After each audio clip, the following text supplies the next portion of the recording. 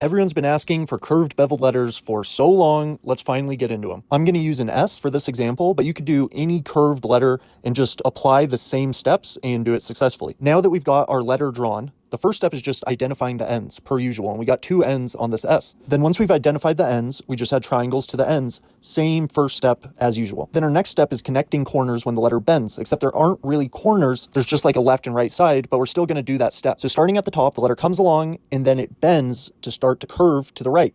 So we're going to connect the inside and outside right here, where the letter starts to bend. Then it kind of goes straight-ish for a little bit and starts to bend to go down towards the left. So we need to connect the inside and outside right here again. And there isn't really like a correct, this is where you have to connect it. You really just got to use your judgment and figure out where exactly the bend happens while also thinking about the light hitting. Then we're still just following the same steps, meaning that the middle line is next. So we start at the tip of either of the triangles and do a line that goes through the middle until we get to the other triangle. And this is honestly the hardest part of curved letters. It's really easy to judge the middle on a straight bar, but trying to get the same angle, the same curve through the middle on a curved letter is just really difficult. So it'll definitely take a few tries. I didn't even get it perfect on this. Just try your best, try and get it as close to the middle and the same curve as possible. Now it's time to fill it in. So top left light source, and I'm using a lighter and darker grayish blue. Now there's 3 sections and 2 ends. So we're going section by section with our lighter color and filling in where the light would be hitting. So this top section here has a very obvious top and a bottom. The light would be hitting this area that I'm filling in. Then this middle section's pretty tricky. If the light was only coming from the left, you could say there's a left and right side, but since the light's coming from the top left, this top side is really a lot more likely to get hit with the light here. If this middle portion was more vertical, that could change though. Then this next section, it's very obvious where the light would be hitting. This top side right here, definitely not the bottom side. And then this bottom end is both on the top and left, it would get hit with the light. Now we got to grab our darker color and fill in everywhere else, all the areas that are either on the bottom or the right. Now it's time for highlights. Remember, we want to use a thin tipped writing instrument for these. We're just going around the edge of the light colored sections. And this step is honestly easier, at least for me, on curved letters. I feel like it's easier to do curves than a perfectly straight line. And then next up is our drop shadow. We're just adding a drop shadow to the exterior of the dark colored sections, just like we would for any other application really. And then on curved letters, I think it's really necessary to grab our darker color and go around the bordering edge of the dark colored sections to really make them pop. I feel like this really does something special on these curved letters.